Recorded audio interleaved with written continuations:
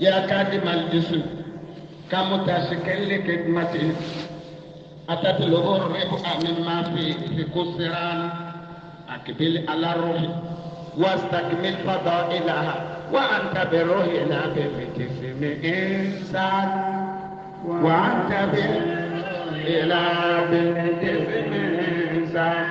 Summarize it. Tó bá ti gbẹ́rù gbogbo àlọ́wọ́ yìí. Ìwọ́n tó ń sọ̀bọ̀ yìí ti ara tó ń sọ̀bọ̀ yìí ti àmì.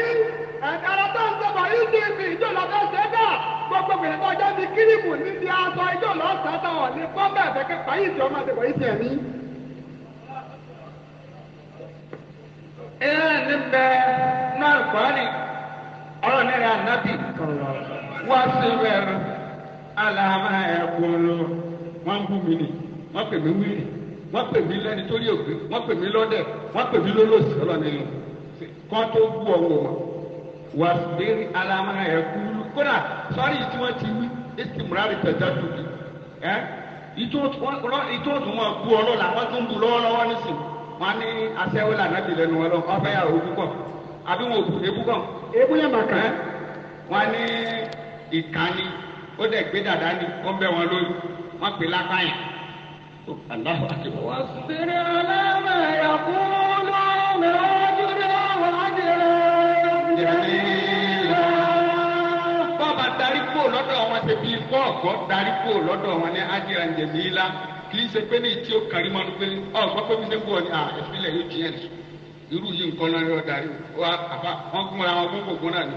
Bàbá wa níjẹ̀ṣà wọn làwọn ọmọ mọ́tò bí ìjẹta bí nǹkan kan ni làwọn bá dé bọ́ stọ̀pù kan lè kọ̀dọ́kítọ̀ rẹ̀ bá ní nàbá ní owó ọkọ̀ ni wọ́n lè lọ fún mi bàbá ní sàyà ní lọ wọ́n ti wá lọ sàyà kọ́ odidi bàbá yìí àwọn èèyàn ti bẹnu ọkọ̀ wá ní ọ̀sìn wọ́n tó rí bàbá yìí bàbá ní káyì ń gbọ́ lọ wò ìpè ilé mo ti ń bọ̀ wá lọ́dọ̀ àbọ̀ ìdílé wọ́n pọ́n mi lẹ́ńbẹ̀ èèyàn tó pọ́n mi lẹ́ńbẹ̀ thousands ni ẹyẹ ọ̀ká yìí ṣe kàmílà kùkù tí wọ́n wà bàjẹ́ ńlọlé ìjìrà nù. wọ́n bá ṣe wọn ni wọ́n wọ lẹ́nu ni.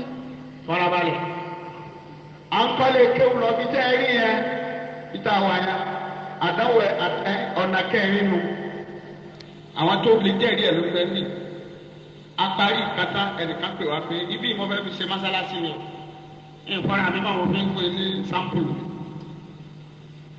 àwọn apè gbogbo ayé ẹ wá ràn wá lọ́wọ́ lábàkọ̀ dókè òkú kájẹ̀kẹ̀ lọ́ba ní báyìí ní kò ṣẹ̀ṣẹ̀ tẹ́lẹ̀ ṣùgbọ́n gbà gbọ́ pé lọ́ọ̀rẹ́ lẹ́yìn wọ́n gbé fún wọn kásẹ̀ dùgbò ẹ gbọ́. àgbọ̀ ha. pẹ́kẹ́ wá ní ọlọ́run fi ṣètò ọlọ́run mọ́. wọ́n á dọ́rọ̀ àfọ àkàlẹ́ nílé mo fọ́kọ̀ ẹ̀ sí sàrà kan mọ́kọ́ àbẹ́ ìdílé tó dé. wọ́n ní wọ́n lé ọkú òní. wọ́n lé ọkú òní di ilé ìkéde tó ń kọ́ kò wá rẹ̀ tẹ́lẹ̀ bí àti bẹ̀rẹ̀ wọn ní bẹ́ẹ̀ ni bàbá ọlọ́run máa sándé ni wọ́n ní bàbá ẹ̀kún ò má mo sì fẹ́ mà ẹ̀yin ò ní tí àtẹ́lẹ̀ fún mi tí èrí lẹ̀ ní ìtọ́jú ẹ̀yin nínú. arábì ní má àkásá lọ́wọ́ ṣe àmọ̀mínì ilà àwọ̀dàhùn lọ́wọ́ ní ọ̀háyìn bẹ́ẹ̀. ọlọ́wọ́ ti tán kẹ̀kẹ́ lọ́wọ́ ọkùnrin ní tó jẹ́rú rẹ̀ àti tó sì bí ìtọ́jáde tó gbà lọ́wọ́ rẹ̀ nìjàrọ̀ fún. àwa ṣe sùúrù lọ́wọ́ sanwó náà títí bí ọdún bíi mẹ́jọ ló fi sanwó náà ní tọrọ kọ́bọ̀ kódà ń bá wa padà kọ́lé kí o náà mọ̀ bẹ́ẹ̀ torí pé kìlá ni ó ṣiṣẹ́ ẹ wá wo ṣe ọlọ́run ní nǹkan bí ọdún mẹ́ta sí mi lẹ́nìkan bá bá mi pé wọ́n fẹ́ ta létí bẹ́ẹ̀ lọ́ọ̀kan ní sọ́ra ẹ̀mí mi fẹ́ rà kíní ni wọ́n á dá padà pé ẹni tó ní àwọn àfáàní òní ọ̀sẹ̀ fún bẹ́ẹ̀ yóò máa kó sọ fún ọ pé láti tó tí wọ́n ti gbà lọ́wọ́ ẹ̀ nínú tí ń bí àfáà ẹ̀ gbọ́ bàbá sí Ádámù ó ní ẹ máa mọ ibi tẹ́ ẹ̀ dúró kó má ṣe rí ìkànnì ayémọ́tòlá àgbà ó ní man arata nafsahu ila tuham fala yalumanna man asa adọ́n nàbẹ. àníyàwó tó bá kó rẹ̀ sínú bẹ́ẹ̀ máa kẹ́jú sí gbogbo àníyàwó tó bá bú kọ́mọ́ bù ẹ́ tó ń wọ́ ọ́ lọ sí ìwé bú ọ̀ báyẹ̀ sọ wá tilẹ̀kùn mọ́ni àwọn làágùn jáde. ẹ̀fín lẹ̀ ẹ jẹ́ kẹ́lò ní ọ̀rà làwọn gbé lẹ̀ kí ló ṣiṣẹ́ ní tasfiyatun nafs. ló jẹ́ ọlọ́run sọ fún ànábì yìí pé òwòlẹ́bí bá asáfí omi yìí kó wọn wájú mi ọkùnrin tí kò yìí gbọ́ níbàyí. wọ́n dààmú ẹ̀mí mi gbogbo ìkéríkè tí ń bẹ lára wa ní ó ṣiṣẹ́ jura wa lọ.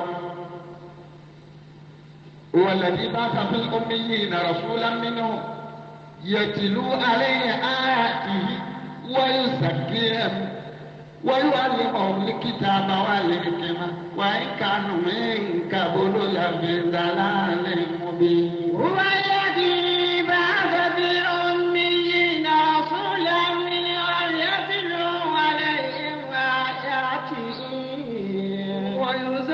ويزكيهم ويعلمهم الكتاب والحكمة وإن